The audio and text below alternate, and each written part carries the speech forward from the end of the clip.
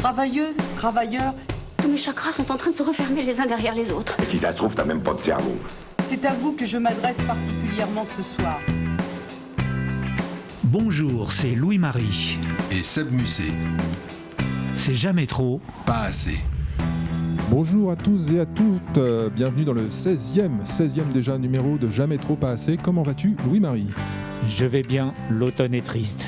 Ce sera le titre de ton édito, je crois. Eh oui, l'automne est triste, tout est permis. Heureusement, nous avons le personnel politique pour nous régaler. Entre les frais d'Anne Hidalgo, le meeting de Gabriel Attal, il n'y en a pas un pour manquer d'indécence. Notre pays est au bord de la crise de nerfs et les rigolos se proposent d'être encore et toujours plus délirants. Ne pouvant agir dans le cadre de l'Europe et de l'euro, il ne leur reste plus qu'à communiquer, comprendre, blablater, sans fin. Pendant ce temps, la Russie et la Chine signent un accord sur le gaz et d'avoir poussé les Russes dans les bras des Chinois, ça c'est fort. Trump nous refile l'Ukraine et les factures. Voici des magnifiques réussites à mettre au crédit de nos élites. Bravo, il ne nous restait plus que les États-Unis pour y croire. Dommage, ils ont viré à l'extrême droite. Merci Louis-Marie. On commence tout de suite avec notre revue de presse de la France Potemkin. C'est parti. C'est l'occasion jamais de dire la vérité, c'est pas ? Est-ce que vous allez vous taire à la fin ? Eh bien, Louis-Marie, nous allons retourner pour la 3e fois aux États-Unis. Dimanche, les États-Unis ont rendu hommage à Charlie Kirk dans le stade de Glendale en Arizona. Une petite réception de 80 000 personnes. Je ne sais pas si tu as vu les images. J'ai vu les images et j'ai vu les commentaires sur les images. Oui, car il n'en fallait pas plus pour faire trépigner de rage le marais de la bien-pensance. L'axe Pigasse France Inter BFM n'a pas hésité à comparer tout ça à, devinez quoi ? Un rassemblement de nazis. Voilà, décidément, ils ne déçoivent jamais. Ils sont toujours là où on les attend, avec notre argent bien sûr. Donc sur France 5, en direct, en simultané avec la retransmission de la cérémonie, avec les larmes de la veuve de Charlie Kirk, la journaliste Judith Pérignon évoque, je cite, les rassemblements nazis des années 30. Thomas Negaroff, lui, est à la limite de l'apoplexie, le pauvre homme. On sent que les images d'émotion et de pardon, bref, de communion dans la douleur et la fierté, lui sont totalement insupportables. Tout le banc et l'arrière-banc du pouvoir MAGA est en place. Il y a même Elon Musk, voilà, que l'on voit ici. Bref, il y a du monde, je ne sais pas si je veux dire du beau monde. Comment Franklin Delano Roosevelt verrait ça ? En fait, la première fois que j'ai vu l'image là, avec vous, j'ai pensé à ces rassemblements nazis qu'il y avait aux États-Unis dans les années 30. Il y avait des grands rassemblements. Oui, au Madison Square Garden. Donc là, Roosevelt était très conscient que le nazisme était aussi aux États-Unis. Il n'arrêtait pas de le dire. Qu'en aurait pensé Gengis Khan, je ne sais pas, on lui demandera. Alors, on va être franc, hein, c'est pas que le service public. Sur la chaîne d'information du prometteur immobilier Bouygues, on n'est pas en reste, on y a délaissé la propagande ukrainienne. On rappelle que c'est bientôt une édition spéciale qui dure depuis 3 ans sur la chaîne de LCI.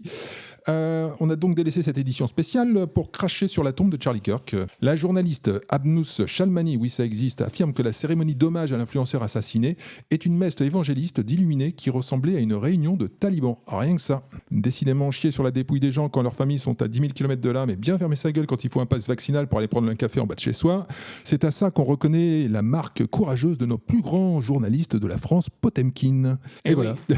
Oui, non, pardon, excuse-moi, parce que j'étais, moi, justement, sur le fait qu'il n'y a pas que les journalistes, il y a aussi Aurélie Filippetti. Ah oui, exact. Qui est une obscure et ancienne ministre de la Culture et porteuse de cadeaux chinois, qui s'exprimait précisément sur la cérémonie d'hommage à Charlie Kirk dont tu viens de parler et qui a dit la chose suivante: ça m'inspire du dégoût et de la crainte. Tous les mouvements fascistes ont comme caractéristique de se victimiser et instrumentalisent leurs prétendus héros morts au combat. Déjà, c'est de signaler qu'il y avait un combat. Que Charlie Kirk soit un chrétien conservateur, soit le modèle d'Américain très classique, n'empêche pas Aurélie de voir en lui un fasciste. Que son épouse accorde son pardon à titre personnel au tireur, soit le signe du fascisme, on dit long sur l'état de santé mentale de la gauche. Par contre, faire de George Floyd une victime un héros, pas de problème, ça c'est pas du fascisme. Je leur propose aux gens de gauche, moi, j'ai une idée qui vient de m'apparaître, c'est qu'on fasse un mot valise entre nazi et fasciste et on appelle ça les nazistes. Nazistes, ah ouais, l'antinaziste. Voilà, les antinazistes. Voilà. Ouais. c'est bien, c'est bien. On va gagner du temps, puis en plus, on peut recouper tous les concepts en un seul. Des petites cabrioles sémantiques dont jamais trop pas assez. Voilà, attention, ne faites pas ça chez vous. C'est une cascade de professionnels. Je crois que tu vas nous parler de l'OFPRA. L'OFPRA, voilà. De l'OFPRA, tu vois, l'OFPRA, It's in the Air. Alors l'OFPRA, c'est l'Office français pour les réfugiés et apatrides, et qui vient de refuser une demande d'asile politique. C'est extrêmement rare. Donc voilà, pas de bol, c'était celle de Paul Watson. À quel titre ils lui ont refusé ? Qu'ils ont dit, ou ce que Paul Watson dit qu'ils ont dit, c'est que il est américain, Paul Watson, et il est en son différend est avec le Japon. Et donc, c'est afin de ne pas froisser les Américains qui veulent courtiser les Japonais qu'on n'accorde pas l'asile politique à Paul Watson. C'est le signe que déjà, on est tout à fait inféodé.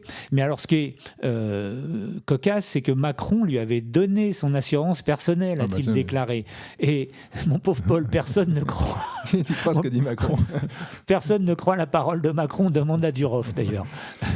Oui, non, ils ont déjà. La France avait déjà refusé aussi pour Julian Assange, qui est réfugié, et puis pour Snowden, qui aujourd'hui est réfugié en Russie. C'est le pays des fascistes, des nazistes. Les nazistes, c'est le Hanid naziste.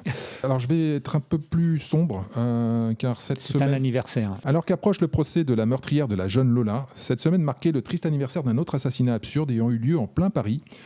Celui de Philippine, une jeune étudiante violée et tuée par un jeune Marocain sous OQTF. Alors on va rappeler l'enchaînement des événements, la chaîne des responsabilités administratives, toute financée globalement à son insu par Nicolas qui paye.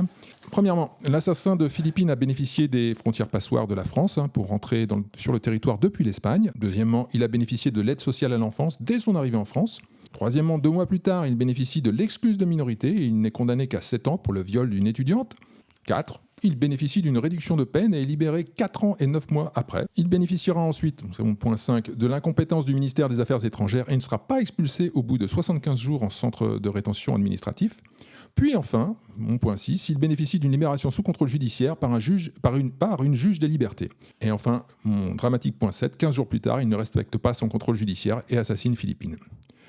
Alors, on va également rappeler 2 données. D'un côté, plus de 90% des OQTF ne sont pas exécutés. Et de l'autre, le taux de récidive en France explose. Ça, je l'ai appris. C'est-à-dire qu'avant, on était à 2-3% de récidive, il y a une trentaine d'années. Et on est passé à 20% de récidive. C'est-à-dire que sur une personne sur 5 qui sort de prison, recommence son délit ou son crime. Ce qui est colossal. Alors, les gauchistes me diront vous voyez bien que la police et la prison, ça sert à rien. Et je répondrai que toute mesure ne visant pas à renforcer la sécurisation des frontières, le durcissement des condamnations et surtout le respect de l'exécution de ces dernières est non seulement du laxisme, mais un danger très clair pour tous les Français. Voilà. Et quant à l'affaire Philippine, c'est comme l'affaire, j'ai vu qu'il y avait la Claire Géronimi qui entre en procès aujourd'hui. Et donc rappelons, violée par un migrant sous OQTF, mais comme elle s'est défendue, elle a refusé d'être une victime. C'est-à-dire qu'elle est un peu blanche, un peu blonde et un peu de droite, ça y est, c'est une naziste.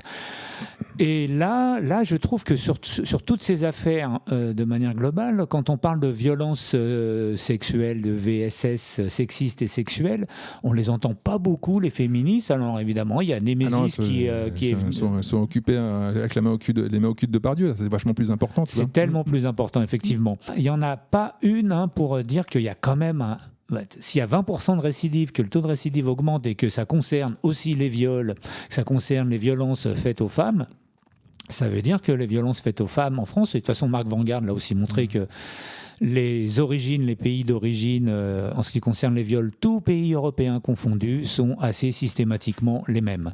Je vais enchaîner un peu difficilement, mais je vais essayer d'être un peu plus léger. Et tu verras que c'est un rapport. Tu vas pas le sentir tout de suite. Il y a un rapport. C'était le week-end dernier, les journées du patrimoine, Louis-Marie. Paris étant un patrimoine, je visite tous les jours. Non, j'ai rien visité, j'ai rien fait. Il y a pourtant le choix. Il y avait l'exposition d'art contemporain, des craquettes te pissant sur la gueule à la gare du Nord. Il y avait l'escape game Mort-au-Blanc, porte de la Chapelle, où tu aurais pu opter pour une ambiance plus lounge avec les salles de shoot du 10e arrondissement, ou plus simplement le dépaysement exotique à 2 pas de chez toi avec les campements de Rome de la porte de Vanves. À moins que tu te sois décidé pour la visite d'un de nos 5334 chantiers publics de la capitale. Le chiffre est vrai. dans le cadre de la célèbre exposition permanente à ciel ouvert intitulée « Ici, on améliore votre quotidien », qui nous pourrit la vie non-stop depuis à peu près 12 ou 13 ans. C'est ça, oui. C'est ça. Eh bien, figure-toi qu'à l'hôtel de ville de Anne Hidalgo, la princesse de l'épiderme rasé de près et des notes de frais tokyoïtes, il y avait un touchant happening. Quelques migrants ont débarqué dans la salle des fêtes pour réclamer un toit et de l'argent parce que... Ils le valent bien. Parce que, voilà, hein, c'est comme ça, parce que. Voilà, je te passe un extrait. C'est la France L'Oréal.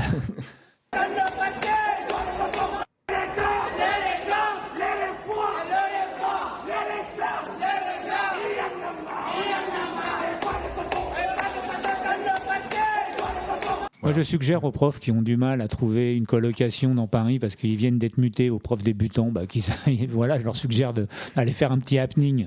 Voilà, ça mange pas de pain. Ça mange pas de pain, apparemment, si ça marche, pourquoi pas. Et ça marche. Et si ça marche pas, c'est que c'est du racisme anti-blanc. Alors, non, ça marche et ça marche pas. Parce que, bon, on va peut-être... La gaieté lyrique, ça a moyen marché. Ça a moyen marché, ça a coûté surtout très très cher. Alors je vais rappeler quand même des petits chiffres. Hein. Je suis très chiffre aujourd'hui, très data. Je suis data drivé aujourd'hui. L'État dépense près de 1,2 milliard d'euros pour héberger les migrants sans papier. Ils n'ont pas plus de papier que de qualification, ni de projet d'insertion, ni de maîtrise de la langue, ni respect du pays. Tout ça pour les héberger dans des hôtels réquisitionnés pour pallier le manque de place dans les centres d'hébergement d'urgence qui eux-mêmes coûtent déjà 1,2 milliard d'euros. Donc ça veut dire que cette petite histoire coûte 2,4 milliards par an. Pendant ce temps, toi, moi, des millions de Français qui travaillent ou ont travaillé des années, luttent pour payer un loyer ou parfois même se font exproprier car insolvables. Voilà. On n'en a pas parlé en conférence de rédaction. Ah oui, on a raté ça. Alors là, je me lance en impro, mais il y a un autre pays qui vient de rejoindre l'Angleterre sur la route de la manif anti-migrants. La Hollande, oui. Eh oui, la Hollande. Donc la Hollande qui ce week-end a manifesté, ça a été pas mal violent. J'ai vu des images. Hein, les flics ont un peu reculé. Il s'avère que la Violande est la Violande. Ça aussi, c'est un néologisme. C'est violence en Hollande. La Violande. La Violande. La Violande de les nazistes. Il s'avère que ils ont plus de gouvernement eux aussi, comme nous. Mais ça n'a pas l'air tellement de les déranger, surtout que le prochain chef du gouvernement pourrait bien être un putain de naziste. Oui, il y a des grandes chances. Alors, il y a beaucoup de points communs entre nous et eux. Et l'Angleterre aussi, hein, ils en ont un peu marre parce qu'ils ont aussi une migration qui est complètement incontrôlée, non intégrée. C'est-à-dire qu'ils ont fait venir beaucoup de monde à une époque. C'est comme nous, on a fait venir beaucoup de monde il y a 50-60 ans. Et puis là, ils ont les enfants. Il y a les enfants et les enfants des enfants qui ne sont pas du tout intégrés déjà. Puis surtout, en Hollande, je ne sais pas s'il y a beaucoup de sans-papiers, de clandestins comme en Angleterre. Et je n'ai pas les chiffres. Mais ils ont un autre. Le souci est légèrement différent, c'est que nous, en faisant venir les Marocains parlaient français, donc il y avait déjà. Un gros problème de langue. Alors qu'eux, ils ont un gros problème de langue. Ils ont fait venir des Marocains, mais ils n'ont absolument pas cherché à les intégrer en leur apprenant le hollandais. Ils ont vachement ghettoisé. Et ils ont hyper ghettoisé à cause de ça déjà. Donc les descendants sont dans le ghetto. Là, pour le coup, on peut parler de ghetto chez eux. Donc ça, voilà, c'est un petit pays, la Hollande. Hein, donc c'est très explosif. Et comme alors, il a un nom imprononçable, mais c'est un naziste.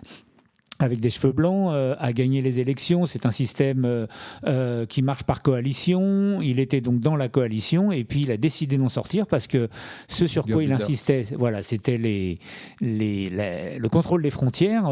Ils ont dit vous n'avez pas respecté ma demande en échange de mon entrée dans la coalition. Donc il vient d'en sortir. Donc il a provoqué la chute du gouvernement. Voilà, il n'y a même pas besoin de motion de censure en Hollande. Donc là, ils vont revoter dans un petit mois. Et il a des chances d'arriver tout premier. Et cette fois, la nouvelle coalition devra faire ce qu'il dit, sinon il ressort et ça retombe. C'est chaud du slip, en tout cas chez eux. Je trouve que l'Angleterre, la Hollande, il y a quand même un petit peu l'Allemagne, avec l'AfD qui est en tête des sondages. Qui est en tête des sondages et puis qui perd des candidats mystérieusement quelques semaines des élections. Ils ont perdu 7 candidats en un mois. Voilà, c'est ça. Perdu, les mecs sont morts. C'est ça. Et d'un point de vue statistique, c'est absolument incroyable, quoi. C'est comme gagner au loto. Voilà, donc c'était... Excuse-moi, je suis sorti de la route, mais tu as raison. C'était aussi les nouvelles de la semaine. Et tu me rappelles au passage qu'on n'a toujours pas de gouvernement. J'avais complètement oublié cette histoire. T'as oublié. J'avais une petite nouvelle de géopolitique profonde. La Croix nous apprend que ce 24 septembre, le Danemark va officiellement présenter ses excuses aux Groenlandaises pour les campagnes de stérilisation forcée qui ont eu lieu jusque dans les années 60. En 2022 est révélée la campagne dite des spirales, le nom donné à l'opération de pose systématique et forcée de stérilet sur plusieurs milliers de femmes dans les années 60, et ce durant 30 années. 143 victimes ont attaqué l'État. Suite aux prétentions de Trump sur le Groenland, l'État a donc mesuré la sincérité et l'importance stratégique de ses excuses. Enfin, on mesure, la sincérité et l'importance stratégique de ses excuses dans ce contexte. Et la Suède avait aussi fait ça, des opérations de stérilisation forcée jusque dans les années 60. Donc ça, c'est pour la social-démocratie scandinave. Oui. On assure votre bonheur contre votre gré. Oui, on sait mieux que vous. On sait mieux que vous et... Ce qui est bon pour votre épanouissement. Elle passe dans les pompes à essence, la paye. On n'emmène pas des saucisses quand on va à Francfort. Avec mes certificats de résistance, ma rosette et mes relations, j'aurai 3 ans avec sursis. Je me suis renseigné. Alors, Louis-Marie, as-tu entendu parler de Gabriel Zucman ? Ça n'arrête pas, j'en peux plus. Oui, vous n'avez pas pu y échapper, je pense, si vous regardez et écoutez encore les médias mainstream. Le nouveau gourou de la gauche, l'économiste Gabriel Zucman, est abondamment invité d'un plateau de service public à l'autre depuis la rentrée. Alors j'ai entendu le chiffre de 18 invitations, j'ai pas pu personnellement vérifier ce chiffre, mais moi j'en ai trouvé que la trace, en tout cas, de 6 invitations, j'en ai trouvé que 6. Mais clairement, il a été interviewé dans tous les sens. Voilà, donc... Il devrait se présenter. Voilà, je pense qu'on veut vous faire passer un message français. Alors, donc qui est ce Gabriel Zucman ? Alors, Gabriel Zucman est un proche de Raphaël Glucksmann. Il lui a fourni les éléments de langage fiscaux pour sa campagne européenne. Zucman a également participé au programme économique de la NUPES, puis du NFP. Zucman dirige l'UE Tax Observatory, financé par l'Open Society du milliardaire et philanthrope de gauche George Soros. Alors je le précise, parce que dans ces 6 ou 18 invitations, c'est rarement précisé. Bref, le mec est adoubé par le camp du bien pour redonner un lustre de justice fiscale en surfant sur l'inculture économique des Français. Zucman professe au marteau matin, midi et soir l'instauration d'une taxe fumeuse sur les grandes fortunes pour mieux tapisser les esprits à une acceptation d'un nouvel impôt sur le revenu qui va s'abattre sur une plus grande partie des Français. Je m'emballe un peu. On va quand même revenir sur ce qu'est la taxe Zucman. La taxe Zucman est un projet d'impôt international visant à prélever un pourcentage minimal sur les très grandes fortunes ou profits multinationaux afin de limiter l'évasion fiscale et harmoniser la fiscalité au niveau mondial. Ça devrait passer par un renforcement du contrôle des frontières. Tiens, pour une fois, la gauche est d'accord pour le contrôle des frontières. Ils n'ont pas été foutus d'harmoniser la fiscalité en Europe depuis 30 ans. Mais c'est pas depuis 30 ans, depuis toujours. Là, d'un seul coup, ils vont s'occuper du monde. L'Irlande en sait quelque chose. Si c'est une très bonne idée écrite au stylo magique sur le bloc-notes à licorne de la gauche bisounours, cette taxe a peu de chances d'atteindre efficacement la cible désignée, pour la simple et bonne raison qu'à ce niveau de pognon, tu as depuis longtemps les moyens de t'extraire le plus efficacement possible de toute fiscalité autre que celle que tu choisis. J'en rappelle, le vrai riche n'a pas d'argent sur son compte. Il ne le stocke pas, il l'optimise. Économiser, rembourser, payer des impôts, ça c'est un truc de pauvre. Il faut bien que vous mettiez ça dans la tête. Mais justement, c'est là que vous intervenez, Français. Alors que les prélèvements n'ont eu de cesse d'augmenter en France depuis 20 ans, dans cette période, la dette nationale a triplé. L'économie stagne dans un tel marasme que l'on considère désormais que 0,2 de croissance est exceptionnel, on en a parlé la semaine dernière. Nos entreprises n'ont eu de cesse de délocaliser jusqu'à l'os. Le pouvoir d'achat des Français s'est réduit malgré toutes les contentions mathématiques des instituts de la France Potemkin pour ne pas le reconnaître. Nos salaires décrochent par rapport à ceux des pays occidentaux comparables. Le tout avec un chômage chroniquement officiellement entre 7 et 9%, mais qui doit plutôt tourner autour du double. Et cerise sur le gâteau, la France généreuse, avec tous ceux qui ne sont pas français, offre un taux de prélèvement parmi les plus élevés au monde à ses citoyens. Alors donc, c'est la photo riche. La gauche se rappelle soudain qu'il faut donner les cautions de socialisme au peuple pour qu'il vote bien. Et pour cela, toute l'armada du service public et les soutiens de la gauche radicale sont là pour assurer la propagande du pipeau magique entre 2 votes pour Macron. Ou Glucksmann, c'est pareil, c'est le même vote. Une fois encore, des datas. Petit rappel, les dépenses publiques de la France représentent 57% du PIB. La dette globale de ce pays est de 3 500 milliards d'euros. Autre donnée, selon un sondage Odoxa, 82% des Français veulent une baisse des dépenses publiques. C'est l'éléphant dans la pièce que l'intégralité du camp du bien, du gauche à droite, de la presse subventionnée à Gabriel Zucman, qui boivent tous à la même fontaine de la finance publique, se refusent de vous montrer. Évidemment, moi je ne suis pas non plus économiste, mais je vais un petit peu, parce qu'à force d'entendre parler de Zucman, j'ai un peu regardé. Et quand tu me dis 18 passages sur les médias mainstream, donc là il y a anguille sous roche. À partir du deuxième, de toute façon, c'est qu'il y a... Déjà dès le premier. Dès le premier, il y a un choix. Le deuxième, c'est un surchoix. 18, c'est clair qu'on veut nous vendre un produit frelaté. On veut nous vendre l'idée que l'on va faire payer les riches. Alors les riches, dans la taxe Zucman, c'est à partir de 100 millions. Pourquoi 100 ? Pas 200, mais c'est 100. Et quand tu dis qu'il a été en plus le conseiller de Glucksmann, qu'il a été l'élève de Piketty, on voit bien la gauche Paris Saint-Germain, enfin non, pardon, la gauche de Saint-Germain-des-Prés, qui est en train de se dire, il faut qu'on donne un petit gage aux pauvres, sinon ils vont arriver avec des fourches. Ça sent la chouannerie. On va débarquer dans les beaux quartiers avec le Fenwick et on va enfoncer des portes. Donc c'est comme ça que j'ai pris l'histoire. Ils se disent, le peuple pense que des riches sont des picsous, c'est-à-dire des gens qui ont un gros coffre-fort avec des pièces d'or et qui dorment dedans. Donc il suffit de débarquer puis de prendre un peu de piécettes. Alors que tu disais effectivement, les riches n'ont pas d'argent, ils ont accès à des lignes de crédit auxquelles toi tu n'as pas accès. Là j'étais en train de lire justement ce qu'on appelle le crédit lombard. J'ai découvert à l'occasion, c'est un crédit auquel tu as accès dès lors que tu as pas mal de pognon. Les riches simplement prennent des crédits pour acheter, font jouer des effets de levier, ils remboursent, ils recommencent. Ce que fait l'État français somme toute. Quand on dit que Elon Musk a 300 milliards d'euros, il n'y a pas un compte en banque avec Elon Musk 300 milliards d'euros. Simplement, il a une valorisation et quand il veut un truc, il prend un crédit, il fait jouer le levier, un effet de levier, puis il achète et il rembourse. Donc, les gars vont taxer des crédits. Et évidemment, ils sont déjà dehors. Je veux dire, rien qu'au moment où tu annonceras la mise en place de la taxe Zuckman, tous les mecs qui ont les moyens vont finir de quitter le pays. Et le gros truc, c'est que c'est une taxe internationale. Genre tout le monde va l'appliquer. C'est le gouvernement mondial, c'est la paix dans le monde gentil. Bien sûr, mais évidemment que non en fait. Et puis surtout, c'est là quand tu dis, alors ça part de l'intention, oui, les gens vont sortir on a peur que les gens sortent les fourches et tout, mais là, oui, ils vont les sortir parce que on va bien voir que c'est pas applicable. Donc les gens, j'en ai pas content. Donc on va essayer on va rabaisser, ce sera plus 100 millions, ce sera les premières fortunes disponibles, et très très vite tu vas retomber sur les classes moyennes supérieures. On se souvient de François Hollande qui dans sa campagne disait qu'à partir de 4 000 euros par mois on était riche, donc la définition d'un riche pour la gauche, pour la violande, c'est un appartement à Paris. Voilà, c'est un appartement à Paris, tu es riche. Le fait est que oui, tu commences à faire partie des 5% les plus riches en patrimoine.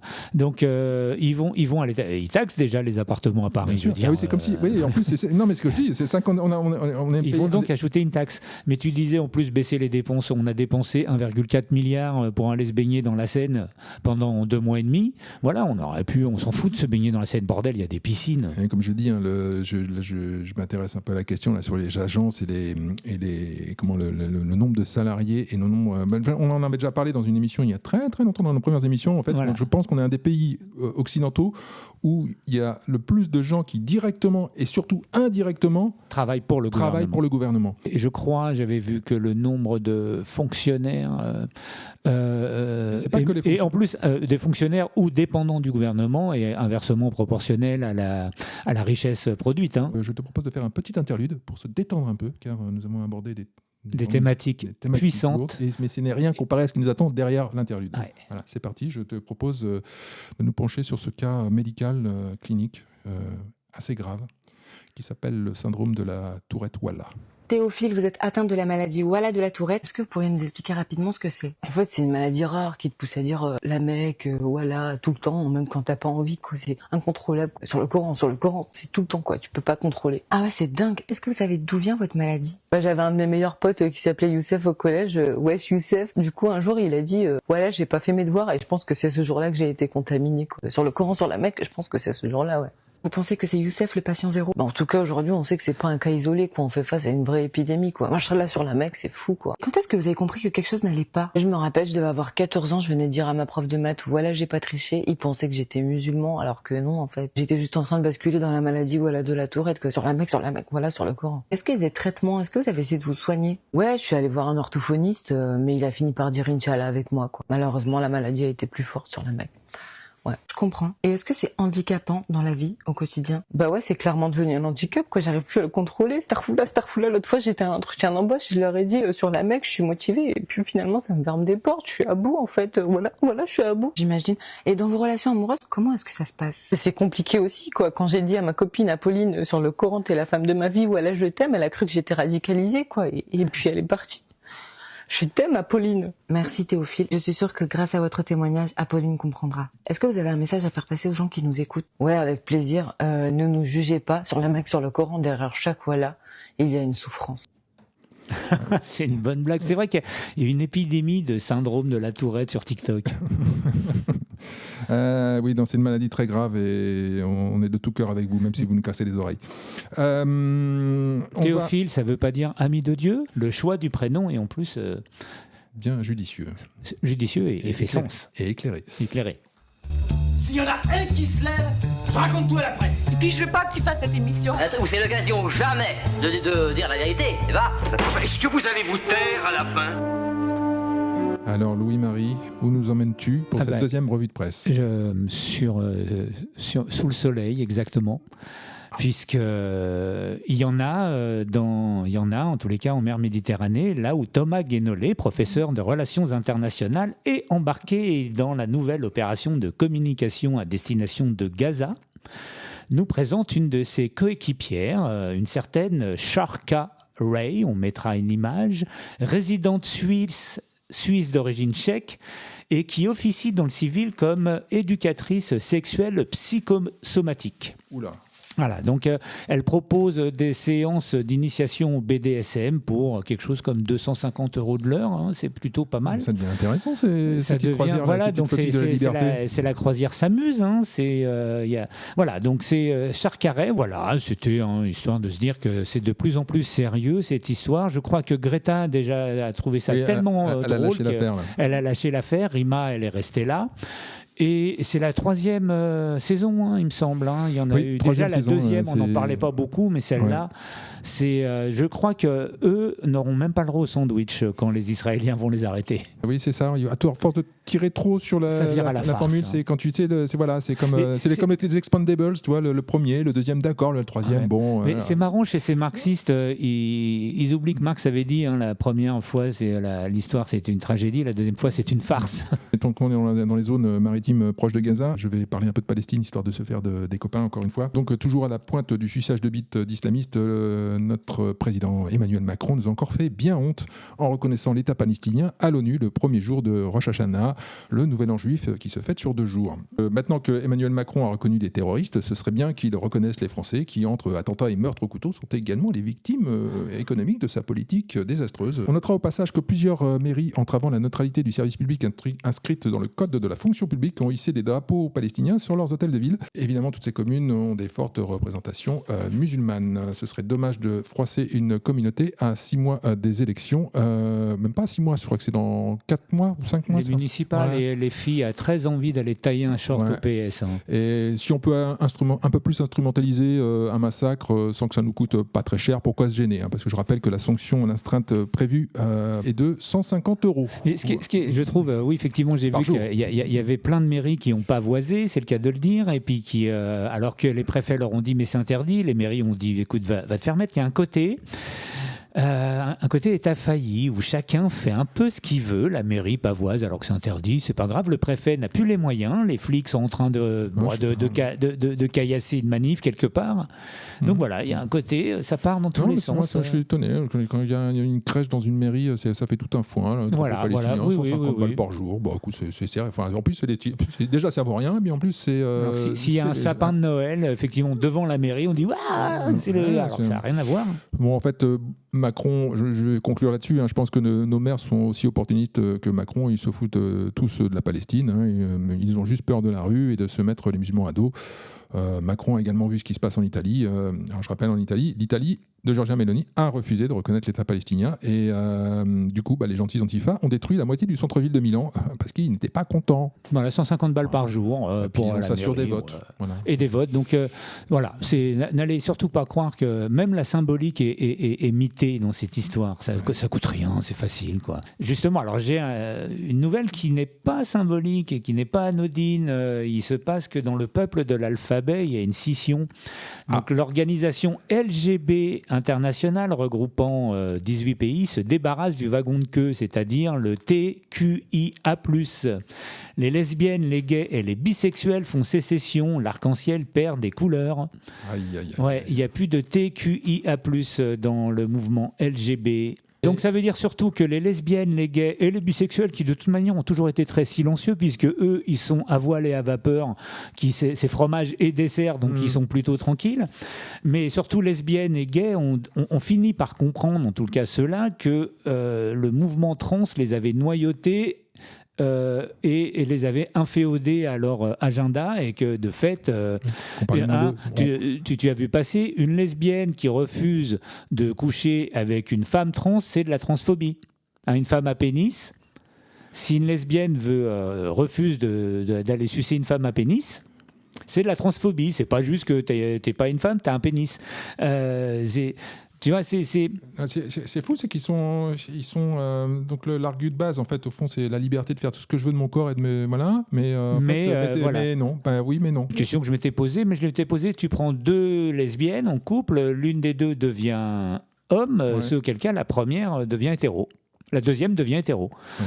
Il y a peut-être des cas de figure, si parmi vous, il y a ce cas de figure, venez témoigner. Appel à témoignage. Venez témoigner, ça nous intéresse. Bon, il n'y a pas de... Il n'y a pas de règle. Il n'y a pas de règle. Il n'y a pas de règle, mais en tous les cas, voilà. Moi, c'était... Chacun fait ce qu'il veut, du moment qu'il ne cherche pas à l'imposer à l'autre. Voilà, c'est la règle de base. En l'occurrence, c'est du moment qu'on nous laisse tranquille avec nos slips. Bon, on va revenir sur nos petits chouchous, le Legrand-Cohen, le duo de choc de la connivence socialiste sur fonds publics. Eh bien, ça n'en finit pas, parce qu'on apprend que l'épouse du journaliste Thomas Legrand touche près de 40 000 € de subventions annuelles directement accordées par des élus ou des majorités PS. L'association... Oui, écoute, on va pas se gêner. L'association Transsonore a reçu des subventions. Donc l'association de l'épouse de Thomas Legrand, l'association Transsonore a reçu des subventions votées par des exécutifs PS, donc en Seine-Saint-Denis. 56 000 € entre 2022 et 2024, 11 000 € de la mairie du PS sur la même période, 4 000 € ainsi qu'un local mis à disposition gracieusement par la mairie PS du Pré Saint-Gervais, 13 600 € du SICTOM, alors là c'est l'agence métropolitaine des déchets ménagers dont la vice-présidence est assurée par le PS, par un représentant du PS, 13 600 € en 2025 et 40 000 € en 2024 de Est Ensemble, l'établissement public territorial du Grand Paris de majorité de gauche, incluant le PS. Voilà, ça doit aider pour l'indépendance et l'éthique, l'indépendance des factures et les tickets de frais remboursés. Voilà. Alors, je suis sur le site de Transsonore. Si vous ne connaissez pas, je ne connaissais pas. Je vais aller voir. C'est un média participatif de proximité et de solution qui veut continuer à changer le récit collectif, mettre en avant une information porteuse d'initiatives concrètes et locales pour faire face à l'urgence écologique et sociale. Et quand tu regardes le collectif... c'est très blanc. Hein. Mais tu vois, voilà, Lou Marie, c'est là que je me rends compte qu'on a fait une erreur. J'aurais pas dû tourner le dos au PS parce que tu vois, tu serais aujourd'hui dans un média alternatif. Exactement, ça. On pourrait faire ça devant des élèves et on serait payé par les mairies. Et on pourrait être envoyé dans des fermes. Tout ça parce que j'ai dit merde au PS. Ouais, tout ça parce que tu es un naziste. Bon, alors, je vais enchaîner parce qu'on va pas s'éterniser sur l'association de l'épouse de Thomas Legrand. C'est pas de sa faute, la pauvre. Elle fait rien d'illégal. Mais bon, au mauvais endroit, au mauvais moment, j'ai envie de dire, de l'actualité. Donc, on va continuer sur France Télévisions parce que là, c'est un festival. Là, je ne sais pas si vous avez suivi. Là, c'est clairement... la Cour des comptes. La Cour des comptes. Alors, en dépit de l'arrivée récente de Najat. Je pense qu'elle n'a pas fait... Non, alors, elle n'a pas fait grand-chose dans cette histoire parce que le rapport, il a été caviardé depuis 6 mois, en fait. Ils ne l'ont pas sorti pour ne pas faire de vagues parce qu'il fallait qu'elle soit... Delphine Ernotte soit reconduite. D'accord. En fait, ça date d'avant Najat. Donc, on en a parlé la semaine dernière, alors que Delphine Ernotte se donne à fond pour accuser tout le monde sauf elle dans la déroule morale et éthique du service public de l'audiovisuel. La Cour des comptes alerte sur l'état critique des finances de France Télévisions. Elle dénonce des rémunérations étonnantes, des frais de mission exorbitants et un train de vie dispendieux. Entre 2017 et 2024, le groupe a cumulé 81 millions de déficit net. En 2025, 50 millions de pertes supplémentaires sont attendues. Dès 2026, France Télévisions pourrait basculer en zone rouge juridique, risquant une dissolution pure et simple. En gros, le rapport pointe une structure de privilèges intrinsèquement déficitaire, un statut maison complètement explosif, des indemnités de départ délirantes, des avantages matériels sans équivalent. Par exemple, France Télévisions compte plus de 50 véhicules de fonction attribués à des cadres et des sites parisiens pour une valeur unitaire de 20 à 53 000 €. Et tout des voitures en leasing. La Cour note d'ailleurs qu'il n'y a pas d'équivalent dans les autres entités publiques en France. Même les ministères n'ont pas autant. Pour des gens qui habitent dans Paris, tu veux dire. En plus, c'est des gens qui sont... ça se passe dans Paris. Voilà. Donc, c'est bien. Prenez... il faut protéger la couche d'ozone, machin. Voilà. Prenez les transports en commun. Voilà. Par contre, ce sont les gueux. Voilà. On continue sur les transports en commun. Je suis sur le filon, là. Les frais de taxi sont passés de 2,1 millions en 2019 à près de 4 millions d'euros en 2024. 4 millions d'euros de taxi. Ça a augmenté le taxi. Ça, c'est pour faire venir Gabriel Zucman sur le plateau. Tu vois, ça a vachement augmenté le taxi depuis qu'il y a des Uber. Également, au passage, des comités d'entreprise largement dotés et un parc immobilier massif et extrêmement coûteux. Alors, je ne vais pas vous faire toute la liste des privilèges, c'est très très long et très rébarbatif en fait, mais bon, je vous renvoie au compte X de Gabriel de Varenne qui a fait un thread là-dessus.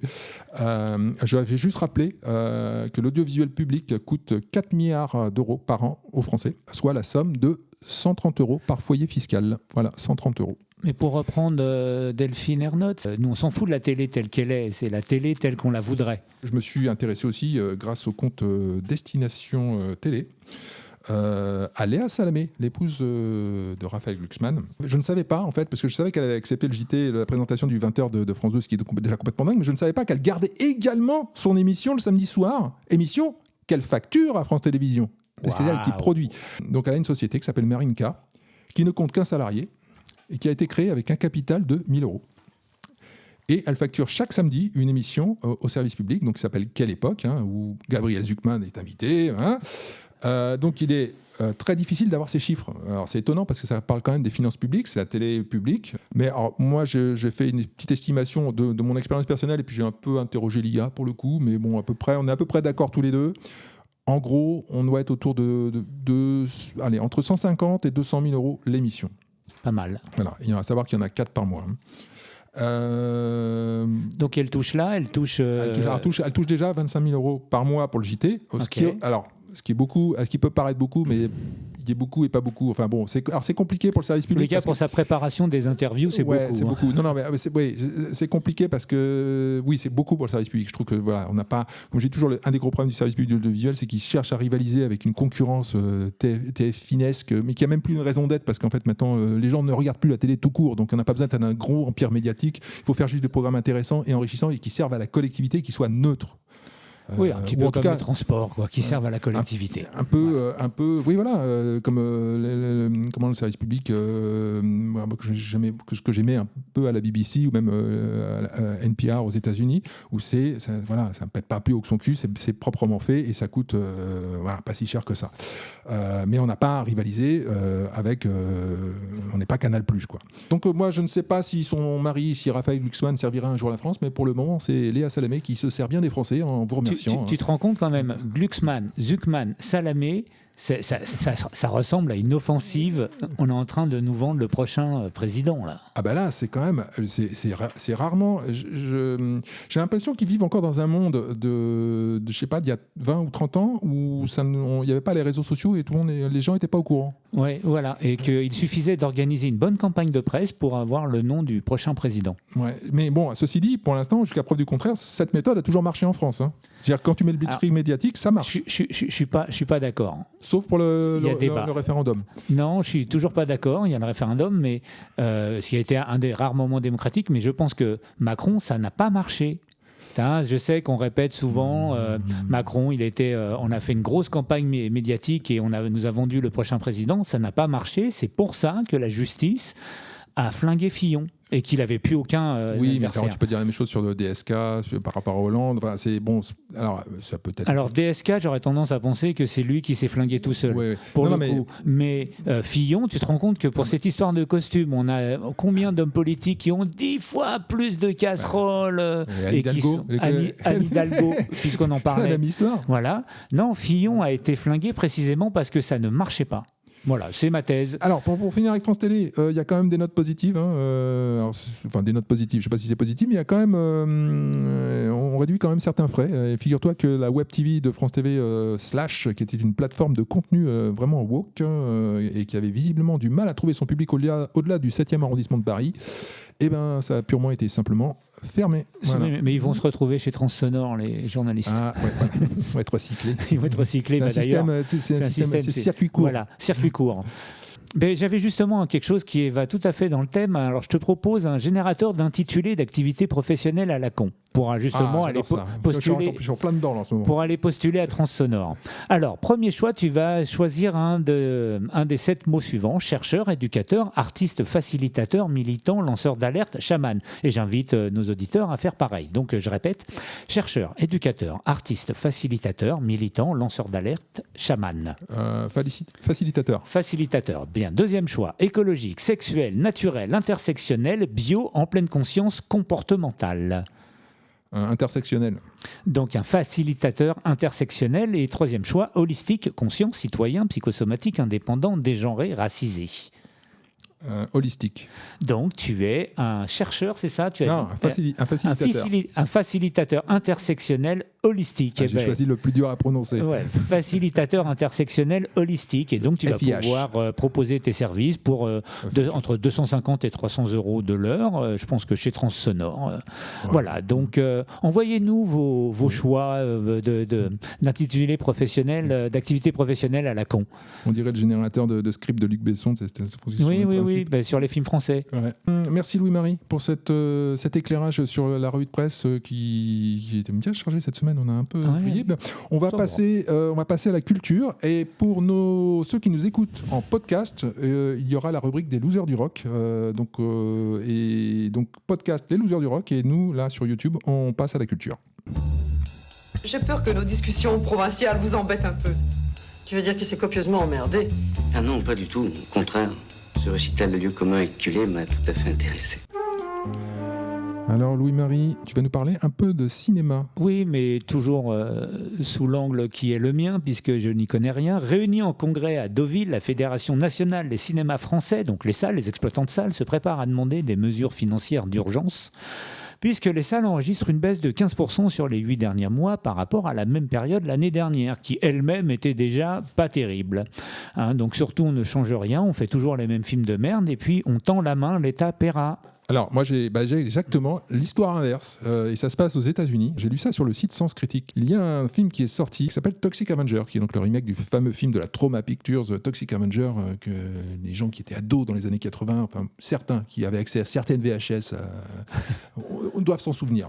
Donc, ce film, le remake de The Toxic Avenger, a effacé 7 millions de dollars de dettes médicales en seulement un mois. Alors tu vas me dire, comment? Quel est le rapport? Oui, quel est le rapport? En plus, c'est un film gore. Enfin, ça n'a aucun. Eh bien, figure-toi qu'avant sa sortie, les producteurs promettaient d'effacer les dettes médicales aux États-Unis pour chaque million généré au box-office. Le film est sorti le 29 août, c'est tout récent, et le film a généré près de 3 millions de dollars en un mois, ce qui a permis d'effacer 7 millions de dollars de dettes grâce à un partenariat. En réalité, les dettes médicales sont parmi les moins coûteuses à effacer. $1 permet de racheter environ $100 de dettes. Ainsi, en dépensant seulement $50 000, la production indépendante a pu effacer des millions via l'organisme Do Medical Debt. Une initiative qui laisse imaginer l'impact qu'auraient les blockbusters avec une telle collaboration. C'est surtout ça que ça veut dire. Enfin bref, c'est pour ça pour te dire que là, on parle pas d'un gros studio. C'est un studio indépendant qui produit du gore, du film d'exploitation et qui a réussi à trouver un mécanisme pour être socialement bénéfique à la société. Oui. Et donc en fait exactement l'inverse du cinéma français où mais ce sont des nazistes, où il y a quasiment plus de cinéastes indépendants tellement tout le monde fonctionne à la subvention. C'est le moteur quasiment de l'industrie française, et où on fait des films que les gens ne vont pas voir et qu'on continue à faire et que les gens en plus payent par leur augmentation d'impôts. Et puis quand il y en a pas assez, on va demander à l'État d'aller au bout et puis de rajouter une petite taxe. Alors taxe sur le billet qui va passer de 20 à 25 euros. Oui, tant qu'on y est, il le fout à 50. De toute façon, ça va bientôt moins cher d'aller à l'opéra que d'aller au cinéma. En tous les cas, j'espère que les maquilleurs du film sont bien payés. Alors, parce qu'il y a du travail. On va revenir, parce que bon, ça, je parlais du mécanisme, on va revenir quand même sur Toxic Avenger. Donc je n'ai pas vu le remake, qui n'est pas encore sorti en France. Mais tu as vu l'original en VHS, j'en suis sûr. Je ne sais même pas si le remake sortira un jour en France, parce que c'était vraiment du... On va sortir sur les réseaux. Je ne sais même pas si le premier Toxic Avenger est sorti en France au cinéma, à vrai dire. Je crois que c'est un straight to vidéo. Mais enfin bref, alors, Toxic Avenger, c'est un film écologique. Très étonnant, c'est un film sur les dérives du nucléaire. Il faut savoir que ça vient d'un studio qui s'appelle la Trauma Pictures et qui est un studio underground new-yorkais. C'est pas Hollywood, ça vient de New York.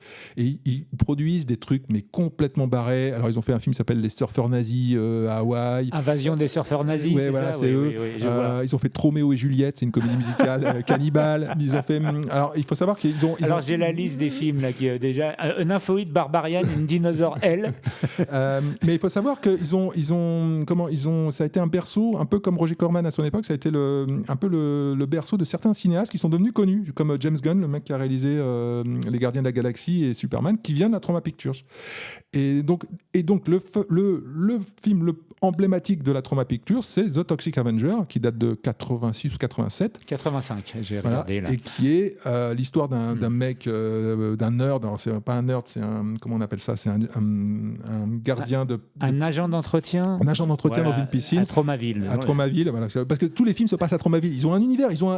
D'accord, c'est les mecs. Ils ont des héros. Ils ont créé un univers qui est cohérent. Il y a même des crosses des personnages qui passent. C'est un peu comme la Marvel. C'est Marvel en gore à 2 balles. C'est Marvel Cinematic Universe à 2 francs 6 sous. Bref, un agent d'entretien va tomber dans qui se fait bullying, il se fait harceler. Il va tomber dans une cuve de déchets toxiques parce que cette Tromaville est une ville complètement corrompue. Milben became the Toxic Avenger. The first superhero born out of nuclear waste. C'est outrancier, c'est gore, mais en même temps c'est une comédie, ça pourrait être du Jean-Marie Poiret, tu vois, quelque part, mais c'est Jean-Marie Poiret gore. Eh bien, j'ai rencontré le Toxic Avenger, le vrai, ça va être en 2000 ou en 99, je sais plus, quand je bossais dans le cinéma. Et il y avait le Citizen Toxic 4 qui sortait, et j'étais au marché du film, et donc il y avait le film n'est même pas sorti en salle en France, hein, mais j'ai assisté à une projo, et dans la projo il y avait donc Lloyd Kaufman qui est le patron de la Trauma, et ils ont fait ils ont rejoué le film en direct dans la salle comme le Rocky Horror Picture Show en fait. Donc voilà, c'était un grand moment de ma vie de cinéphile. Alors, on cite Nanarland, ils appellent ça du gore poète-poète. On signale juste, parce qu'il faut qu'on le dise, Claudia Cardinal nous a quittés aujourd'hui à l'âge de 87 ans. On ne fait plus une seule émission sans un décès, maintenant c'est ça, c'est pour ça que je tenais à signaler. Alors, c'est juste pour dire, nous avions bébé et l'Italie avait cessé. Claudia Cardinal, cessé. Je connais très mal sa filmographie, mais j'ai regardé là sur 150 films. Elle a énormément tourné. Je crois que là, ça y est, tout le casting Il était une fois dans l'Ouest est parti. Quoi. Elle a joué avec bébé d'ailleurs aussi. Allez ficeler les paquets et emballer la joncaille. Eh bien, Louis-Marie, nous arrivons en fin de parcours de ce 16e numéro de Jamais trop, pas assez. Alors, je tiens à vous remercier de nous écouter et de nous regarder sur YouTube. Vous êtes de plus en plus nombreux. À ce sujet, il est très important que vous vous abonniez à notre page YouTube. C'est très important, c'est pour les algorithmes. Abonne-toi. Donc là, j'ai mis un petit bouton là, juste là. Voilà, il faut appuyer dessus. Et pour ceux qui nous écoutent en podcast, merci, parce que je sais qu'on a des taux d'écoute sur podcast qui vont jusqu'au bout. À la différence de YouTube. Voilà. Oui, YouTube, ça papillonne, un podcast, ils vont jusqu'au bout. En fait, c'est parce qu'ils nous écoutent en faisant leur jogging. Possible. Possible. Donc, on se retrouve très vite. Alors, je pense mercredi prochain, en espérant que l'actualité sera moins triste. Ouais, on va. De toute façon, en ce moment, on n'en peut plus là. Même, on s'est parlé puisque notre dernier podcast, il y a 3 jours, et ça n'arrête pas. Ça n'arrête pas. Et puis de signaler que nous, on n'est pas financé par la mairie de Paris. Voilà, donc si vous voulez nous aider, il y a également un petit Tipeee qui a été mis en place. L'adresse est là, voilà, toc, et vous êtes bienvenus. Voilà, un don, bienvenue. On se retrouve mercredi prochain. Au revoir Louis-Marie, merci à vous. Au revoir Seb, au revoir les gens, et portez-vous bien. À bientôt.